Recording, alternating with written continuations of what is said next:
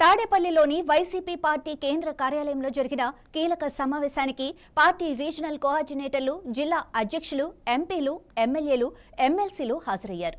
ఈ సందర్భంగా జగన్ మాట్లాడుతూ చంద్రబాబు పాలనపై నిప్పులు చెరిగారు.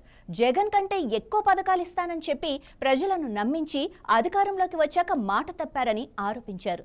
సూపర్ 6, సూపర్ 7 అంటూ ఊదరగొట్టారని, ఆడబిడ్డ నిధికి నిధులు లేవని, 18 ఏళ్లు నిండిన అక్కా చెల్లెమ్మలకు ఇస్తామన్న ఏడాదికి 18,000 రూపాయల హామీ ఏమైందని ప్రశ్నించారు.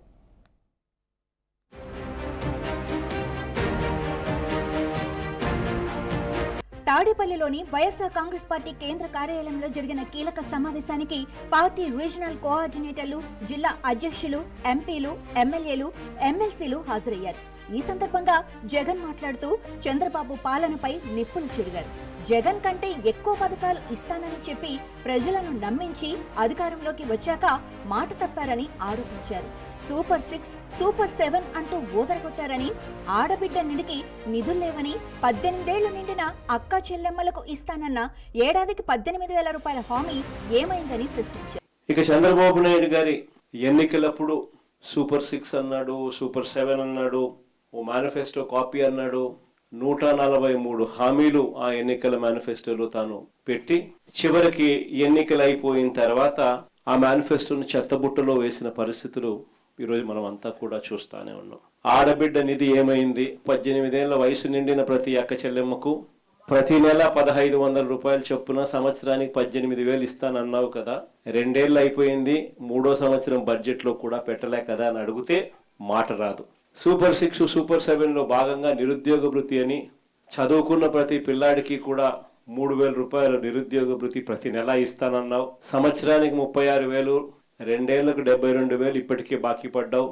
3వ సంవత్సరంలో కూడా బడ్జెట్ లో కూడా పెట్టలా అని అంటే దాని మీద మాట ఉండదు. చంద్రబాబు మోసపూరిత పాలనను, వెన్నుపోటు రాజకీయాలను జనానికి వివరించాల్సిన అవసరం ఉందని జగన్ అన్నారు.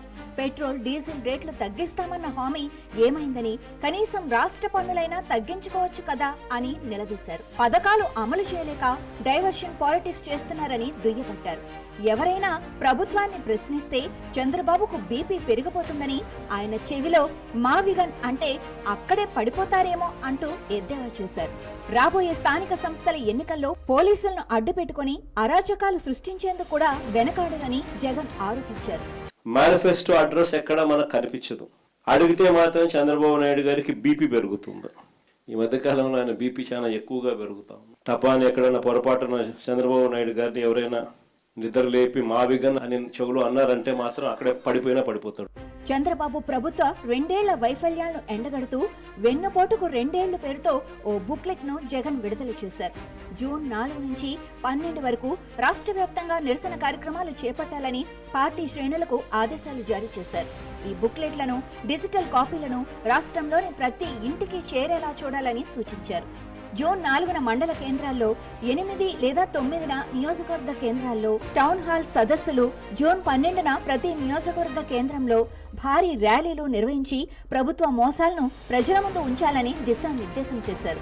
ఇవి ప్రతి మండల కేంద్రంలో కూడా 4వ తారీఖున ఈ 2 చూపిస్తూ ఆ ఈనాడులో ఇచ్చిన మేనిఫెస్టో కాపీని, ఈ బాండ్లను మండల కాపీలో 4 కూడళ్ల మధ్యన నిప్పంటించి నిరసన తెలిపే కార్యక్రమం ఆ రోజు జూన్ 4వ తారీఖున మండల కేంద్రాలలో చేసే కార్యక్రమం. జూన్ 8, జూన్ 9వ తారీఖున నియోజకవర్గ హెడ్ క్వార్టర్స్ లో వెన్నుపోటుకు 2 ఏళ్ల కార్యక్రమం కింద టౌన్ హాల్ సదస్సులు.